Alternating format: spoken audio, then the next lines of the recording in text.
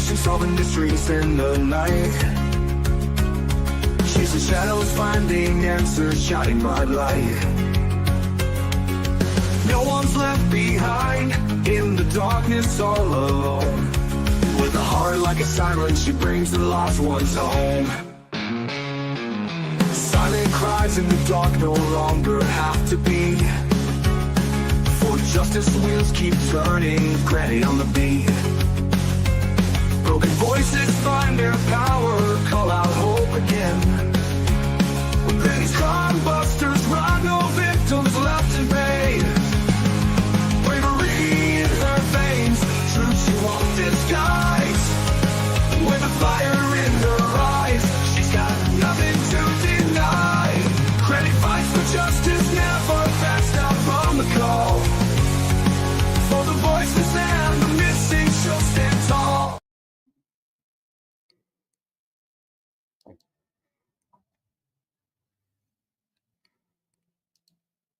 Hello, hello, everyone. How is everyone doing tonight? Hello, Ginger Girl. Good to see you. Watching the Lori Vallow trial. It definitely is nap worthy. Oh my goodness. I was napping and woke up just a little bit ago again. You know how you kind of just, you're napping, but you're still hearing, right? That's kind of what it was like. It was weird. I'm talking about cell phone data. That is very boring, guys, but very boring. Until Lori started bringing up phone calls to other women, and they sustained them all, said it wasn't relevant. Oh, goodness. But today, you had to quit so you could get some laundry done. I didn't do anything, doggone it. I need to. I got stuff I've got to get done, but about the time, I'm afraid that about the time I walk away from Lori's trial, I'm going to miss something good, right? But it doesn't happen, so I don't know.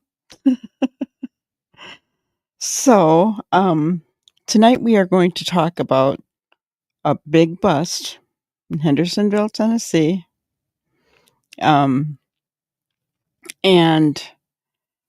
how it relates to how it possibly relates to Sebastian's case.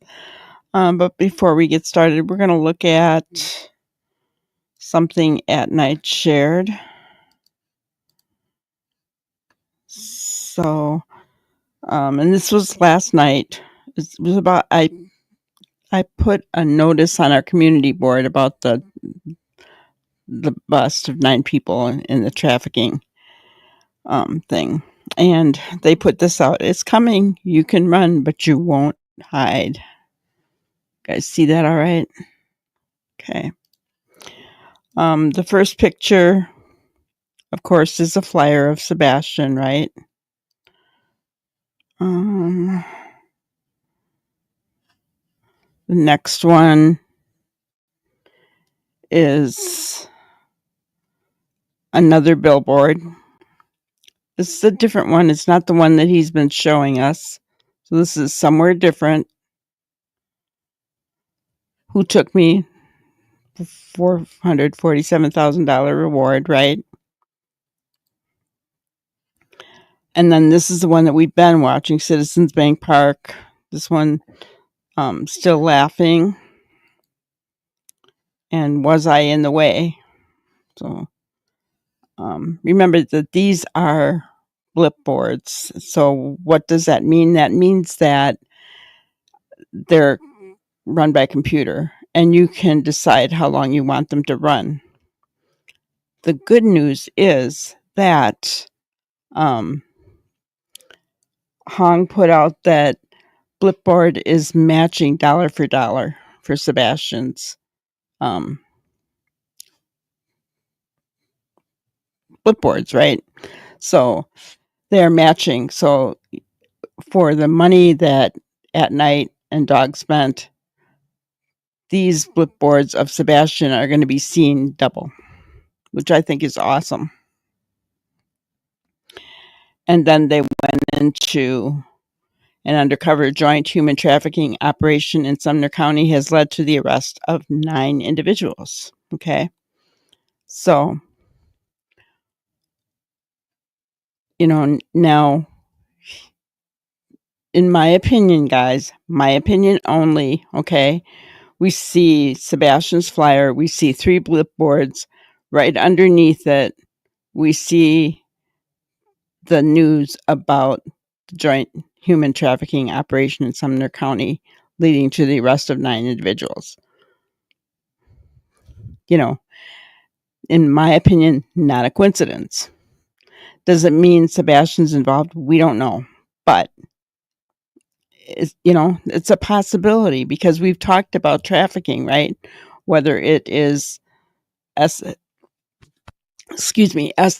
or labor, right? Doesn't matter. It's still human trafficking. So let's look at this one.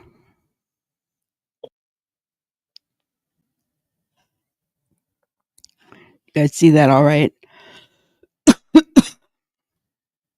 Okay. Multiple people are facing serious criminal charges tonight after an undercover human trafficking sting. The Tennessee Bureau of Investigation says the operation specifically targeted Hendersonville. Agents, they posted fake ads on websites linked to prostitution and sex trafficking, hoping to catch people looking to have sex with a minor. As a result, 9 people were arrested and booked into the Sumner County Jail. Agents also recovered 2 victims and connected them with victim services organizations. Interesting, right? So, and then I'll read you what it says here. Authorities arrested 9 people in connection with the Hendersonville human trafficking investigation. You guys read that all right? I can make it a little bigger. Okay. The Tennessee Bureau of Investigation's Human Trafficking Unit, in conjunction with the Hendersonville Police Department, the Sumner County Sheriff's Office, members of the 18th Judicial Drug Task Force, and authorities with Homeland Security investigations conducted an undercover operation aimed at addressing human trafficking in the area. As part of the investigation, which happened this weekend, officers placed decoy advertisements on websites in an attempt to identify individuals looking to engage in commercial sex acts with minors. I'm going to name these names because, in my opinion, they deserve to be named. Vincent Billingsley of Memphis, who was charged with 1 count of promoting prostitution and 1 count of simple possession of a Schedule 6 drug. Stephen Cannon of Charlotte, who was charged with 1 count of promoting prostitution. Jerry Delp of Westmoreland, who was charged with 1 count of patronizing prostitution of a minor. Morgan Garrett of Cordova, who was charged with 1 count of promoting prostitution. James Jones of Gallatin, who was charged with 1 count of solicitation of a minor and 1 count of aggravated sexual exploitation of a minor. Trinity Knutson of Conway, Arkansas, who was charged with 1 count of prostitution. Carlin McIntosh of Goodlettsville, who was charged with 1 count of prostitution. Drew Phillips of Nashville, who was charged with 2 counts of patronizing prostitution from a minor. Macacal Rivas of Nashville, who was charged with 1 count of promoting prostitution. In addition to these 9 arrests, 2 potential victims of human trafficking were identified. Authorities said these people were offered resources through victim service organizations Thistle Farms and Ancora, Tennessee. So I find it really interesting, guys, that it was Sumner County they also mentioned in another report Ray Whitley, the DA. So I don't know. It's encouraging that this is happening, that they're arresting people. But I did notice that even though, let's go back here.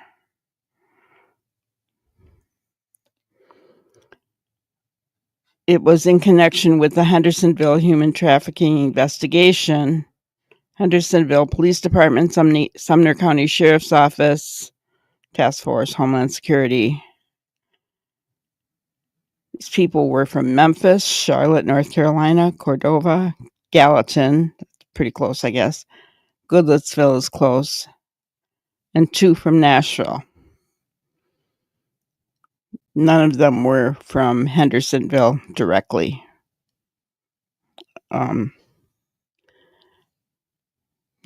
But you'd think with 9 people arrested, we'd have more than 2 victims, right?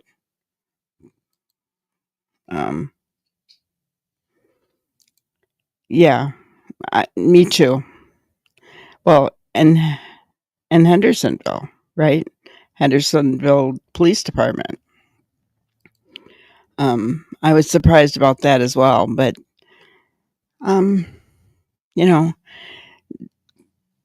do we know if it's a possibility? I don't know, right?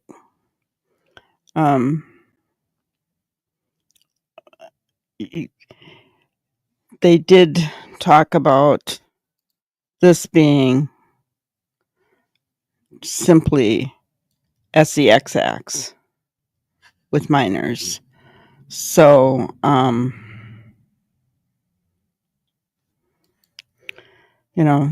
this doesn't sound like it's for farm labor trafficking, but we'll see.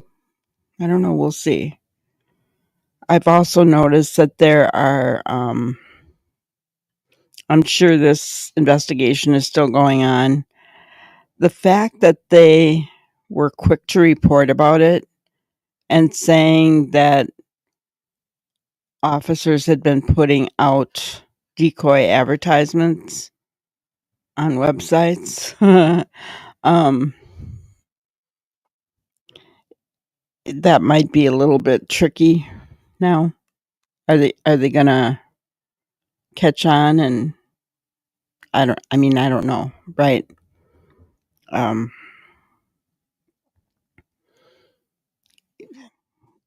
Almost like giving a heads up to those who are doing this.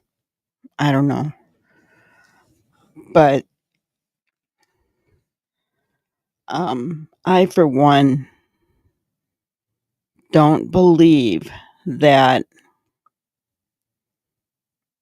Sebastian was abducted by someone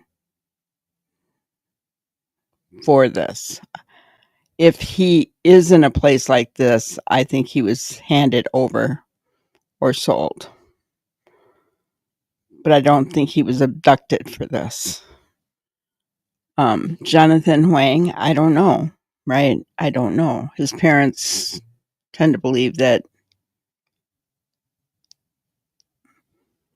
he was abducted.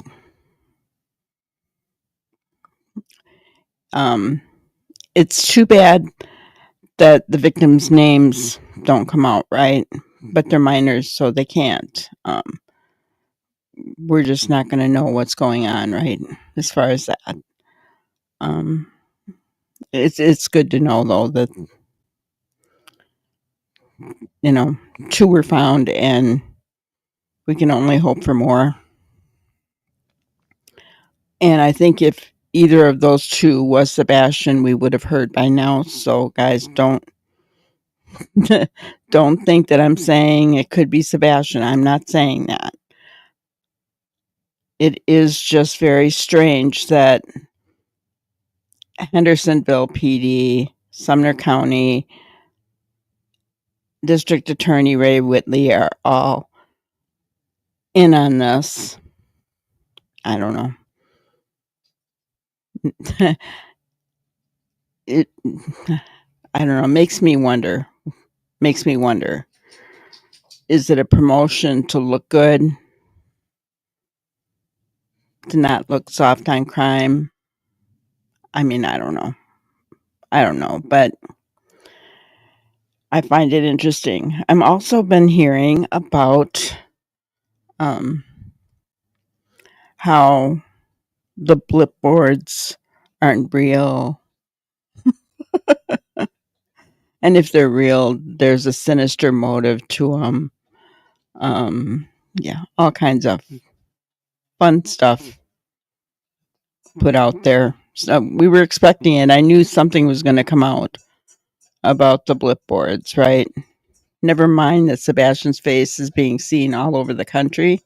Never mind that, right? Oh, yeah. But I find it interesting that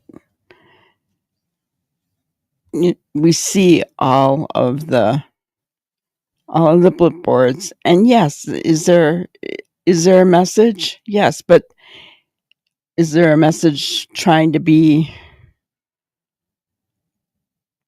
put out there? Yes, most definitely. It's to whoever has Sebastian that their time is running out. They're going to be found. They might as well just turn Sebastian in right now, right? That's what it's meant for. It's not meant for any sinister reason, right? It's not. Oh, really? CP says Sebastian's case is boring. Well, I'm sorry we can't entertain him.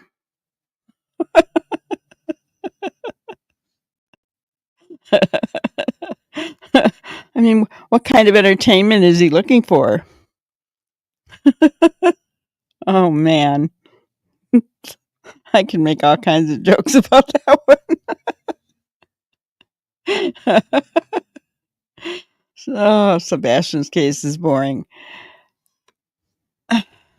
The blip boards that are going out, those are boring, really. I think that's crazy. I think that's crazy. But I think what we're going to do for the rest of our time is talk about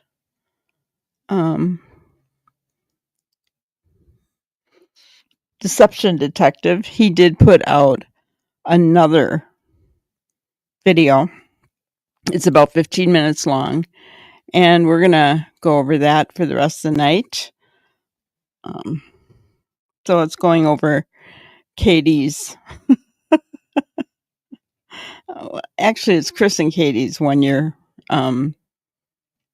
interview, right? So, and all of us like Mr. Yummy, so that's what we're going to do. We're going to share this tab, and it's with one of our favorite people, Holly Thompson from Channel 4. All right, here we go. It's an entire year after Sebastian's disappearance.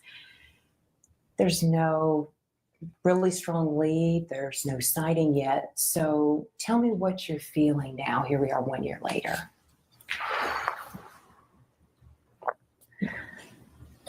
I struggle to put words to how it feels, honestly.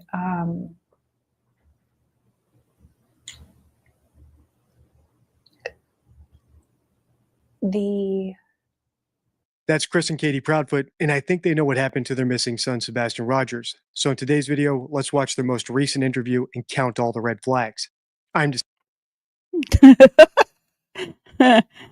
That's Chris and Katie Proudfoot, and I think they know what happened to their son, Sebastian Rogers. That's what his opening statement is. So, Guys, he's a professional. He's a lawyer and he does statement analysis. He is trained for this. He is a professional. You can't make this stuff up. You just can't, right? You can't make this stuff up. Hello, Cheryl. Good to see you. So, well, let's just continue. Deception detective and attorney trained in statement analysis, this channel exposes lies and manipulation. So if that's your thing, hit like and subscribe. For early access to new videos, exclusive videos, and other cool perks, consider becoming a channel member. Link in description. Now, even if you followed my channel for a while, you might not be familiar with this particular case because I haven't covered it as much as other ones like Madeline McCann and John Benet Ramsey. So here's a quick recap. Sebastian Rogers is an autistic teen who disappeared last year from his parents' home. He was home alone with his biological mom, and his stepdad, Chris Proudfoot, was supposedly out of town at the time. Despite a massive search effort in Tennessee, where he's from, there's still no evidence that would suggest one theory, like a kidnapping or a runaway, over another. So put a pin in all that because it's going to be important as we listen on. Finally, one last thing before we grab our deception decks and start analyzing Chris and Katie. In America, everyone is innocent until proven guilty. But this isn't a courtroom, I'm not a judge, and we're not a jury. We have every right to form an opinion based on the evidence available to us. You don't have to be sure of your opinion beyond a reasonable doubt to utter it, nor does the evidence you use to form that opinion have to be admissible in court. Guys, I just had a thought. Wouldn't it be awesome to see Mr. Yummy and the lawyer you know together on a case to discuss the case together? That would be so awesome.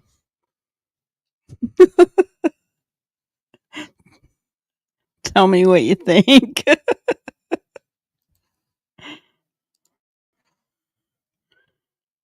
In other words, innocent until proven guilty is a legal concept. It's not life advice. And to say otherwise is to delegate your critical thinking to someone else. Okay, now that I got that on the record, let's listen. So here we are. So it's an entire year after Sebastian's disappearance. There's no really strong lead. There's no sighting yet. So tell me what you're feeling now. Here we are 1 year later.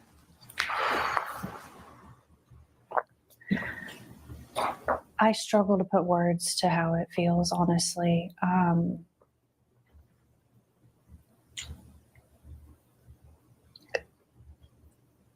The amount of ups and downs, the amount of like possible leads that haven't panned out. We every day, it's like waking up to this reality that it's actually real. And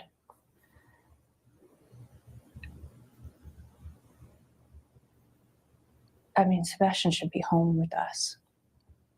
He should be in school. He should be playing. He should be learning. He should be experiencing life. And He should be playing. He's 16. What's he going to play? Video games maybe, but that's kind of, it's like she always talks about him as if he's 10 years old, right? He should be playing. That just blows my mind. And that's what she did in the beginning, which made us really think differently about Sebastian, didn't it? Because it made us think like he was very extremely immature. Yeah, how does she know he's not experiencing life? How does she know that? Interesting.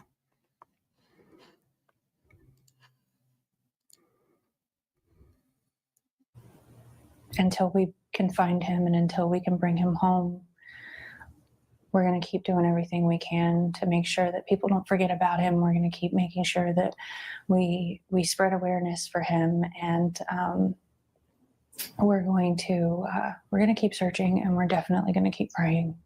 Katie said they're going to keep searching and praying and doing all these things until they can find Sebastian and bring him home, which is an interesting choice of words. Remember, Sebastian's a teenager. She's not even allowing for the possibility that he might come home on his own. I would understand if the parents of a toddler like Madeline McCann or Summer Wells said this, but when the parents of a teenager say this, it could be a sign that they know something happened to the kid. That's why they're not even considering the possibility that the kid could return home on their own.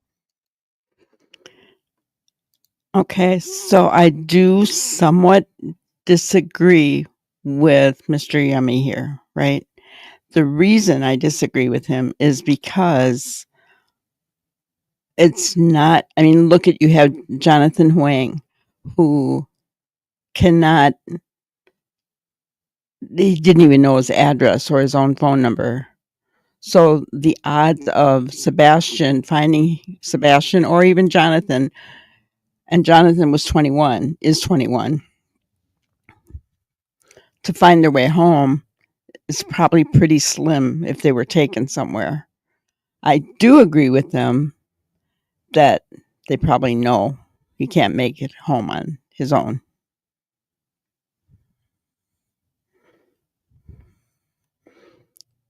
Yes, he plays chess, he beats adults. He's very smart, he's very intelligent, but Chris and Katie did say that he could make it to his dad's in Clarksville, common routes that are taken, repetitive routes. He could make his way to Culver's, right? But anything else, he wouldn't know, right? So I don't think, in this point, I don't think Mr. Yummy is thinking of the fact that Sebastian is autistic and may not be able to make his way home. It would be interesting if he did, but there was just another autistic male that was found in front of a gas station, and he was cold and he was not talking, and he'd been gone for like 3 years. He didn't make his way home. He was found. So I'm just saying, guys, I think that is slim to none, but I do agree that they know where he is. I agree with him on that. The case in point, of course, is Madeline Soto, who actually went missing the same day as Sebastian and was found to have been murdered by her mom's boyfriend, Stephen Stearns. What did he say? That he was never going to stop searching for her and that he was going to bring her home. Or if you saw my recent Scott Peterson video, you'll know I made the same exact point in that video. And in that case, it was even more egregious because his wife, Lacey, who was missing, was a full-grown adult. So it really made zero sense for him to say that she had to be brought home. Now, does this mean that Katie killed Sebastian or she knows for a fact that he's dead? Of course not. But it is worth noting. You've told me you do want to stay positive. I know you both want to stay positive. That's all part of it. So in your mind, do you see Sebastian coming back through your front door? Do you feel he's okay? He's alive. He's out there. I dream about it every day. I dream that one day I'm going to wake up and this is going to be a nightmare. But yes, I believe that my son is out there somewhere. I believe that we are going to find him. We are going to bring him home, and we're going to find a way to recover from this. And I'm going to watch him grow into a young man and, live the life that he deserves to have. What would you say to him when he walked in that door? Oh God, I don't even know if I'd be able to speak. I'd probably bulldoze him down with hugs. Not talking to him. Honestly, when I picture that, I just picture being able to hug him, to hold him, to smell him. I mean, I just to be able to hear his voice, to hear his laugh, to see him just be with us and Not be talking to him. okay is like I can't wait to see my son. I want to find him so bad. Two more unusual word choices. First, I think Katie's only said Sebastian's name once this entire interview, which is unusual and could be a sign of distancing language. In other words, the instinctive mental block between a perpetrator and their victim's name. Once again, this is something we saw in the Madeline Soto case, and one of the reasons I was able to finger Stephen Stearns as the murderer and her mother as being complicit in her exploitation. But the second interesting word might be even more telling, potentially. And lots of you have pointed it out to me in my comments or in the DD forum and on X. But I think it was actually Mike DeMann who was the first one to point it out. And that is when Katie said earlier, I'd probably bulldoze him down with hugs, when she was talking about what she would do if Sebastian walked in through the front door. I've never heard that expression before. I don't think it's a common expression. And the use of the word bulldoze might be an example of leakage. And before you write this off as a long shot, just know that leakage is how I was able to determine Madeline Soto's cause of death before her body was even found. So why might bulldoze be an example of leakage? Well, Sebastian's stepfather, Chris Proudfoot, who was allegedly out of town when he disappeared, operates heavy machinery. And second, the police at least had some reason to search a local landfill for Sebastian early on in the investigation. So this bizarre word choice might actually be Katie subconsciously revealing what she knows about Sebastian and where he might be, because when she talks about him, this is one of the words that bubbles up to the top of her brain. Long shot? Yes. Worth noting? Yes. Let's keep listening. You think he's coming home, right? How would you describe? You think he's coming home, right? She just nods her head.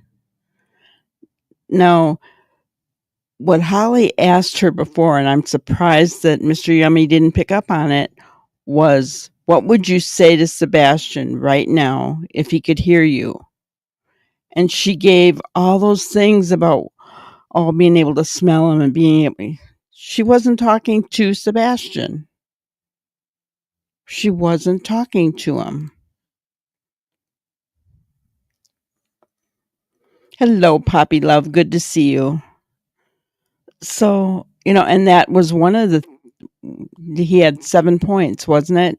And one of the 7 points is that I don't think she's ever talked to Sebastian in any of these interviews directly to him. Ever.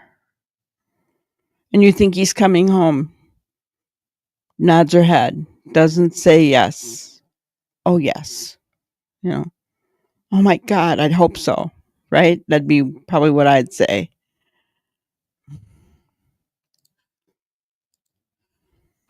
What you all have experienced this last year with so many unanswered questions still. It's horrific, to be honest with you. I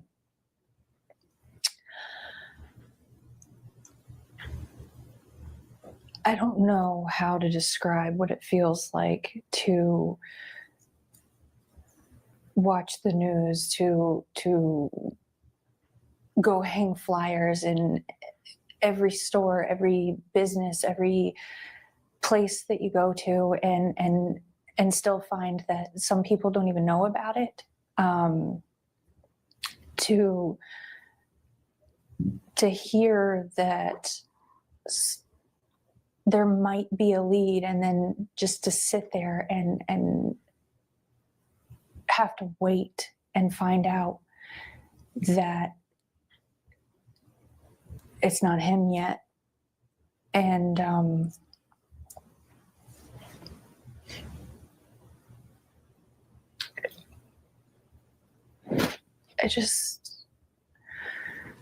It's pure hell. I mean, there's nothing you can, there's no words, there's no way to put how this actually feels. And anybody that can, I don't see how. Lots of problems here, so let's go through them one by one. First, it's not hard to describe how you're feeling if you're actually feeling what you're supposed to be feeling. But it is hard to describe how you're feeling if you're pretending. In other words, if you're not actually clueless about what happened to your kid, it's really hard to describe the emotions you should be feeling if you were. In fact, it might be the hardest thing any liar has to do, and how we've caught so many hoaxers on the channel, because we always speak based on everything we know. So if you know something, it's really, really, really hard to talk as if you didn't know it. In fact, it might even be harder than the inverse, pretending that you know something that you don't, because there's more opportunity for leakage. And my second problem with this clip is actually a case in point of that. It's what Katie said when she was talking about getting new leads. Here's what she said. There might be a lead, and then to just sit there and have to wait and find out that's not him yet. If you don't know what happened to your son, how do you know from the moment you hear about a new lead what you're going to find out? Every new lead should be an exciting mystery, full of hope, only for a crash letdown when you find out it's not Sebastian. Not a waiting game where you're just sitting there waiting for the result you know is going to come. Finally, we have more distancing language. In fact, this might be the most egregious example of it. When Katie was talking about going into places and finding out that they've never even heard of Sebastian, she didn't actually heard about Sebastian or his disappearance. She just said it. And that's particularly disturbing because that's the sort of distancing language that we saw in the Madeline Soto case. And we do know now that Madeline was abused, neglected, and ultimately murdered by her mom's boyfriend. There's no words, there's no way to put how this actually feels. And anybody. I got to stop this right here. Guys, the way Chris is talking right here, is that how he talks on these other channels? Is this the Chris we all know and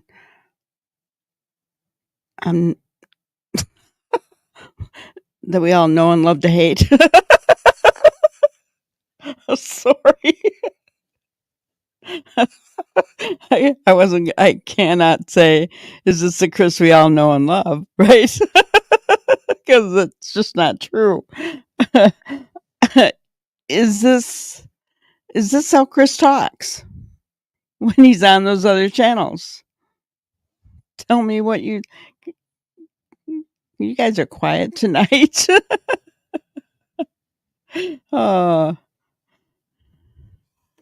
Seriously, he's putting on a show, in my opinion, right? And those things that Mr. Yummy just brought up about Katie, I never picked up on that. But she did say it. Sebastian's not an it. Sebastian is a bubbly, fun, autistic young man.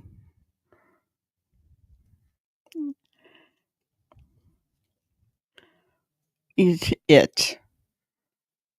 And they still don't know about Sebastian, or they still don't know about my son. You know, she didn't say that. She didn't say that at all.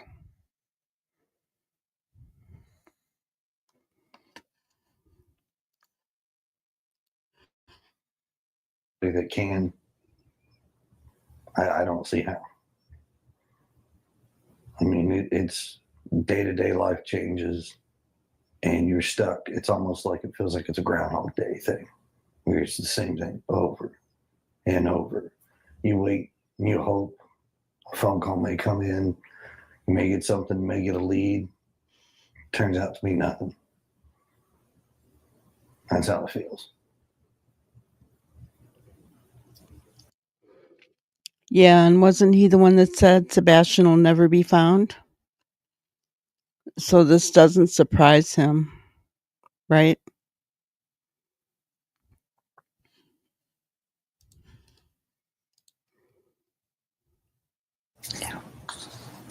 What is that message? I know we were talking earlier last week. Tell me what that message is that you want to make sure our viewers hear from you tonight. I want to thank everyone who is searching. I want to thank everyone who is spreading flyers, spreading awareness. I want to ask everyone not to forget, and I want to encourage people to keep helping and to keep bringing awareness, not only to our son, but to all of the missing children, because they all deserve to go home. And I would also like to say that if my son could hear it, that we love him so much and that we are going to keep searching. We are going to keep looking. We are going to find him and we are going to bring him home.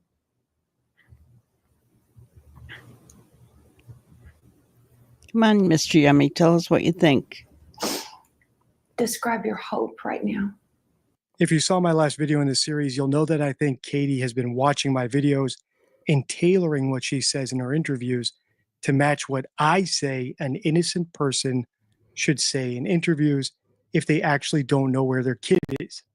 For example, one of the things on my checklist is that the parent should address their child through the camera, because if they don't know what happened, as far as they know, their kid might be out there and might be watching. But the mistake that Katie is making here is that she's not actually addressing Sebastian through the camera. Exactly. She's telling the journalist what she would want to say to Sebastian. And that's just not what innocent parents we've seen on the channel, at least, do. For example, Seth Rogers, Sebastian's biological father, Yep. addressed him directly multiple times. Yep. Nor does Katie do other things like plead for any potential kidnappers who might have her son to return him. And in one of the most heartbreaking videos I've ever done, we saw Michael Monkey Vaughn's mother do just that with someone who she thinks took her son. But Katie said plenty of other things here that jumped out to me as red flags. And since I want to do this justice, let's break here. We're about a third of the way through the interview. I'll put my last video on your screen now so you can check that out. If you want to continue the series, let me know by liking, commenting, and sharing. Until next time, stay true. Wow, guys, he's going to do more on it. So please, I'm going to send you the link. Please go like and subscribe if you have not already. Because when he gets the likes on his videos and he gets the views, he will continue on with them, right?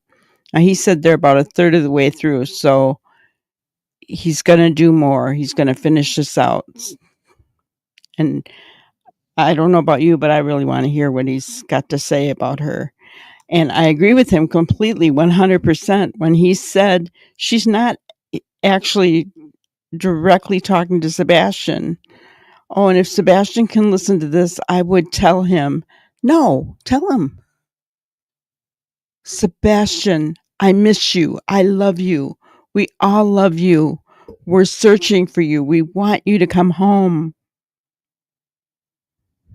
She calls him Bubba. We want you home, Bubba. We're not going to stop until we find you. If you are able to get away, dial 911. Tell them your name. Tell them who you are, and we will come get you, right? She doesn't do that. Oh, I would tell him this and I would tell him that. She's not once ever talked directly to Sebastian. Not once. Hello, Melissa. Good to see you.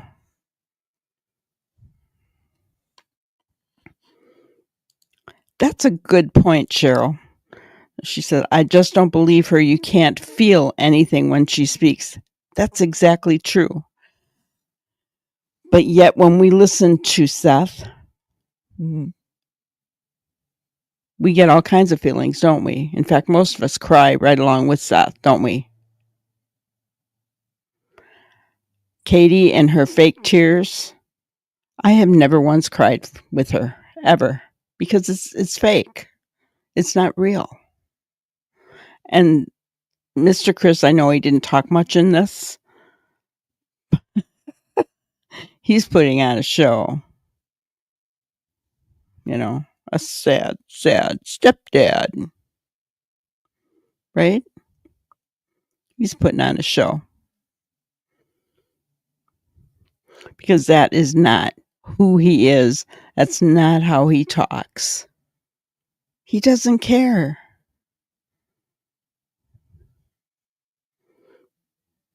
He doesn't care. It's just really sad. Really sad. My hope and my prayer when we talk about the human trafficking aspect, we don't know it for a fact, right? We don't know. We don't know who Katie gave Sebastian to at 3 a.m. on the 26th. We don't know. The bulldozing word, Mike DeMann talked about it, and even Mr. Yummy talked about it. That's scary to me. I don't like the thought.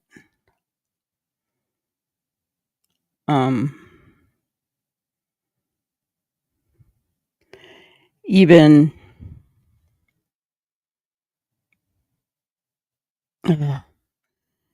even the unscrupulous PI brought it up, right?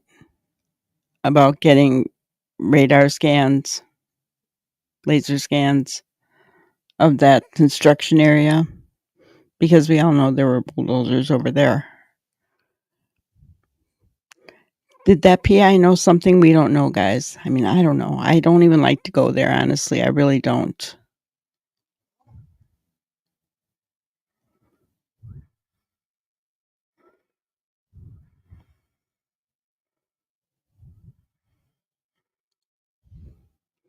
He was yelling at the PI?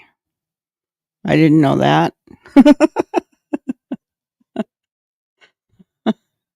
I did not know that. That was today, Ginger?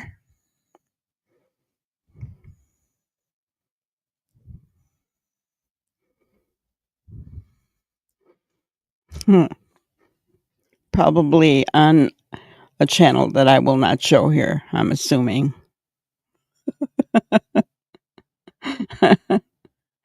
Oh my goodness. I don't know, but to me it is very funny that Mr. Yummy, Dee Dee, whatever you want to call him, and Mike DeMann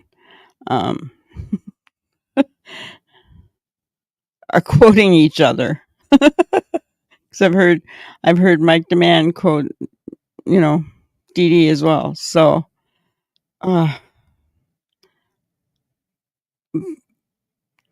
so if they're quoting each other, you know that they're probably right on track, right?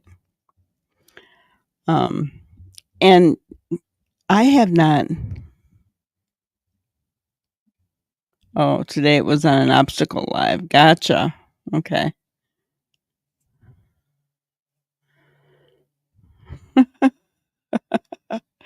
Oh man. So yeah.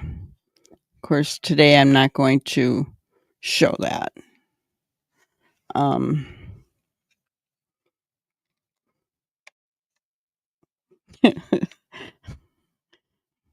None of us really want to hear from Chris anyway, do we?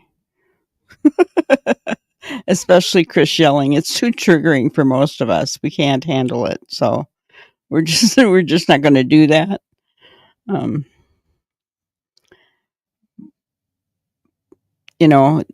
I guess I worry about if he was put in a vehicle to be trafficked with somebody, or I hope and pray that the person that has him is taking care of him.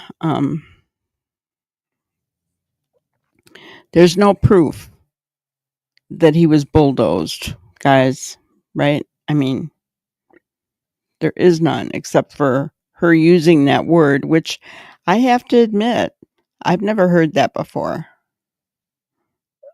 that phrase, that kind of phrase. Yeah. Oh, you're talking about the woman PI. Gotcha. Oh, yeah, I remember that one. I believe he was talking about the one that starts with a C, Cheryl, that he was yelling about. He was mad at her. I remember that back in the day. Ironically, she worked for his PI, so go figure. It's very strange. Very strange. But you know, you just have to wonder, is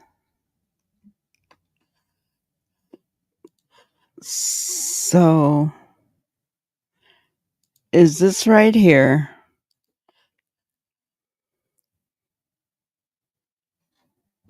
I'm not saying it didn't happen, but is it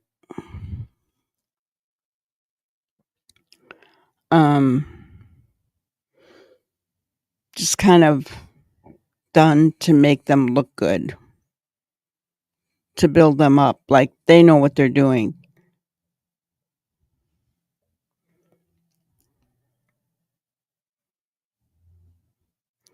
I mean, I don't know. You've got 9 arrested, but only 2 victims found.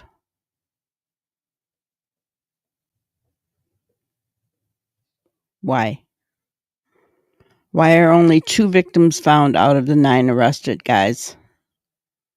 If this is some big trafficking sting,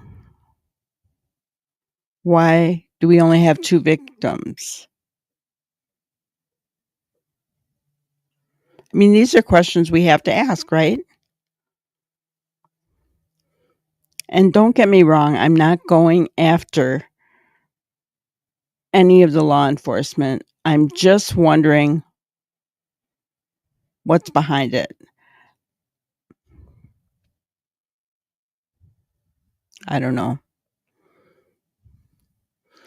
Oh, today he was mad at a YouTube creator. Well, isn't he always mad at somebody? You just stay away from here. I have no desire to speak with them. Do not want to.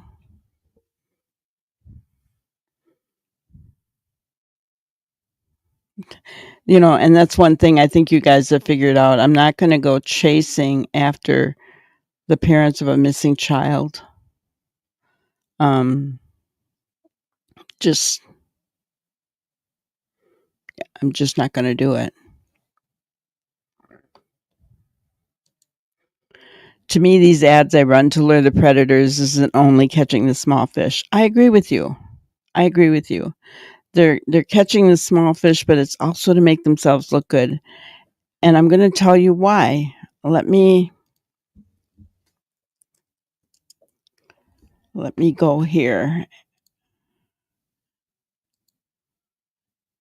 So, this is the Sumner County Sheriff's Office Facebook page, right? Okay, check out the latest issue of the Triad, our official newsletter from the SRO division of the Sumner County Sheriff's Office. 9 arrested.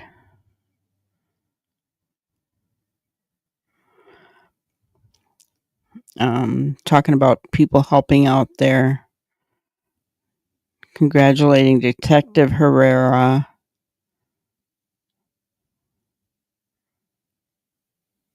Every child deserves to be safe. Speak up and take action.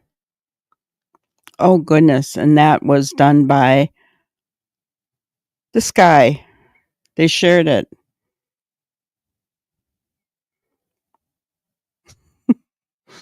For those of you who were on my members only live that one day.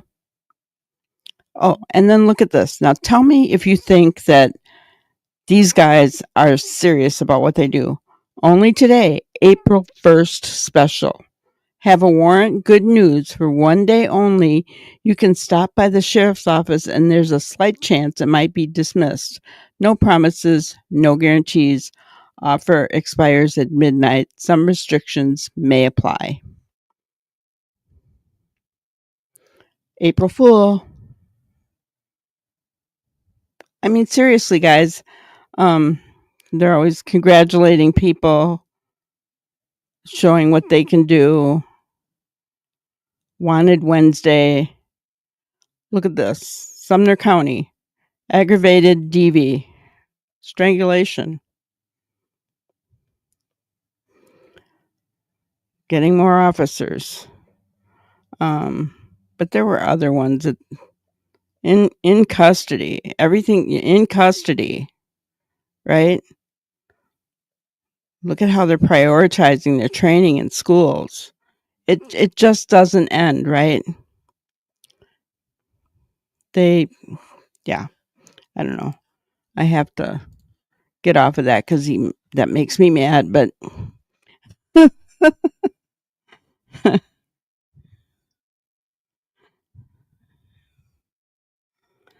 yeah, they could be making themselves look good so they get more federal funding. That could very well be true. I mean, I don't know. I think it's more about the community. Craddock wants a re-election, right? I think he's up for re-election this year, if I'm not mistaken. I don't know. I thought I saw that somewhere, but I could be mistaken. But yeah.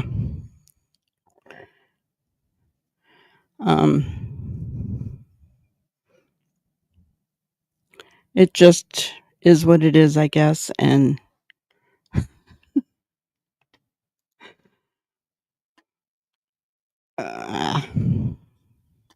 so my grannyism for today is, once this generation goes from apathy to action, we will see human trafficking end in our time. What do you think about that, guys?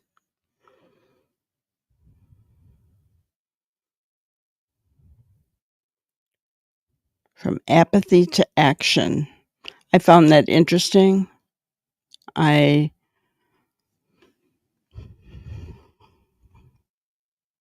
mean, think about how it has ballooned. Human trafficking. It's out of control. And why?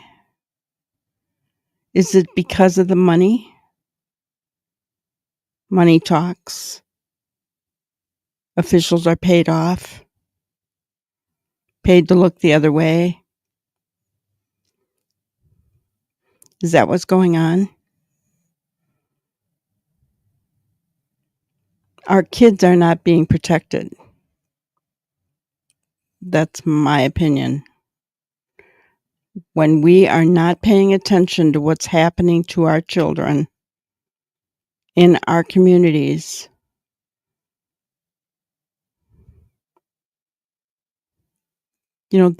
our children are our future. Honestly,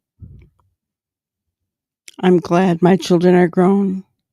I hate that my grandbabies have to grow up in this world right now, because I sure wouldn't want to be raising children in this day and age. I honestly would not.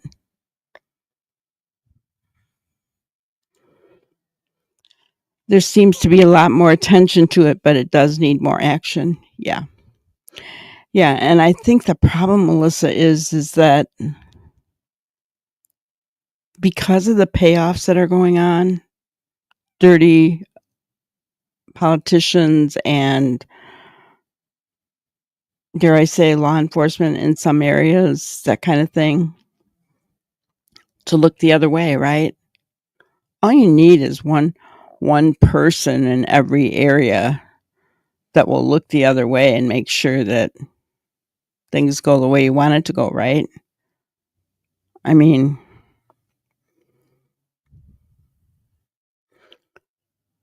it just really bothers me. Have you ever seen like political ads? And I'm not trying to get into politics here, but I'm just saying this to make a point where it says so and so makes this much money a year, but their net worth right now is, and it's huge, like millions of dollars, right? Should they be investigated? And that's what I'm talking about, right? Taking payoffs under the table. How can somebody have a net worth of, $30 million when they only make a couple of $100,000 a year? Right? Where does that money come from? Something wrong there, right? And I'm not talking about anybody in particular. I've just seen those ads. I think on Facebook, I believe. But I think that is what's going on in human trafficking. People are being paid to look the other way.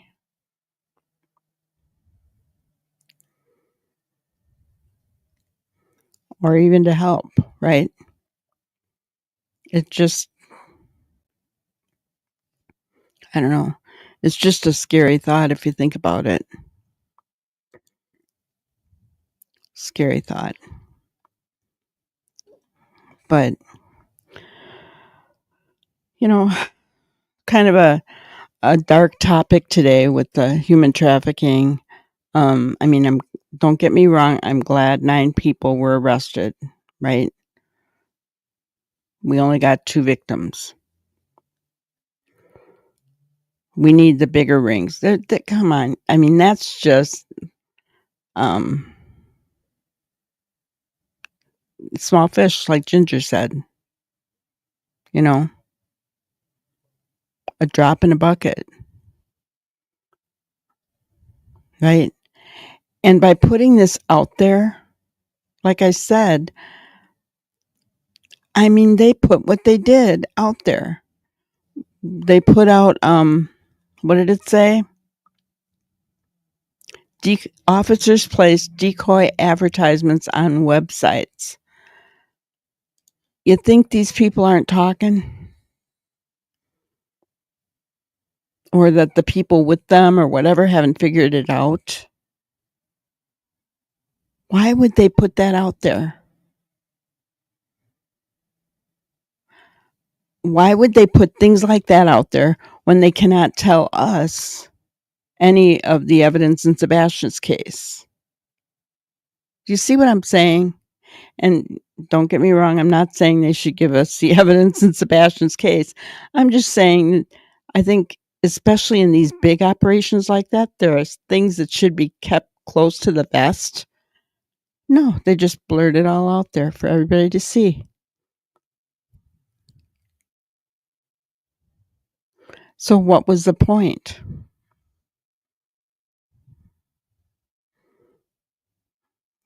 You can tell me if you think I'm making too much of it, right? It's okay to agree to disagree if you don't agree with me. But I'm just looking at that and going, what the heck? What the heck? But I want to tell you guys, continue to put out those flyers, those advertisements for Sebastian every day on your social media. Let's help at night. Oh, I saw a video today about that. I'm just going to touch on it real quickly. Guys, at night, dog. Seriously, they would not put up $447,000. They would not pay to have these billboards all across the United States if they weren't serious about finding Sebastian, if they weren't a legitimate organization. Okay. I'm just putting that out there. And I will tell you this. I know that they are a legitimate organization because I have had contact with people inside that organization when I have sent things in. So they are legit. No matter what anyone wants to say, they are legitimate. And no, yeah, that's all I'm going to say on that subject. But so that's really all I had for today, guys. We will be back tomorrow. Probably going to be doing a video on catching up on Lori's case. But it'll be there if you guys want to see it. It probably won't be live. Thank you, Cheryl. I appreciate that.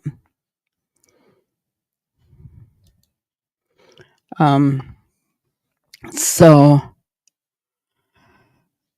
yeah, I'll probably just make a video on that one, catching up on what's been going on. I mean, I can go person by person that's been on the stand and tell you what the highlights of what they talked about are, and really give that probably in a half-hour video, because you know how those kinds of things drag on forever, like the guy with the cell phone. You could see that, for example, today you could see Charles Vallow's phone. Remember that Lori had his phone. It was at her house. It left, and they went to Burger King, and it showed a ping there, and they showed a video of her pulling up to the drive-through there. You could see her in the driver's seat.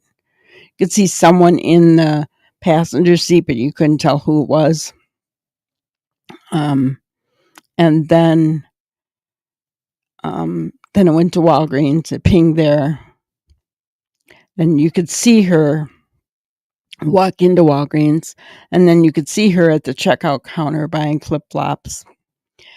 And then it went to JJ's school, and then it went back to the house.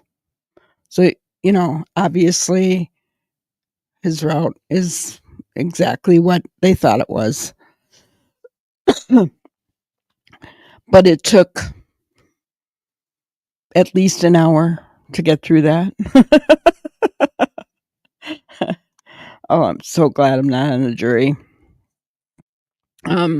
So yeah, I'll be able to tell you guys pretty quickly what's been going on and what happened, summarizing each witness pretty easily. So I will do that. But that's all I have for tonight, guys. I want to thank you for being here. Please hit the like button on the way out. Subscribe. Hit the bell for notifications. And we will see you tomorrow night. Have a great night. Thank you for watching another episode of Granny's Crime Busters. We really appreciate each and every one of you. Don't forget to subscribe and like and even share the content. You can follow us on any of our other social media platforms at YouTube, Twitter, Instagram, Facebook, and TikTok. We really appreciate you guys, and you can also email us at granniescrimebusters@gmail.com. Thank you so much, and we will see you on the next one. Thanks, guys.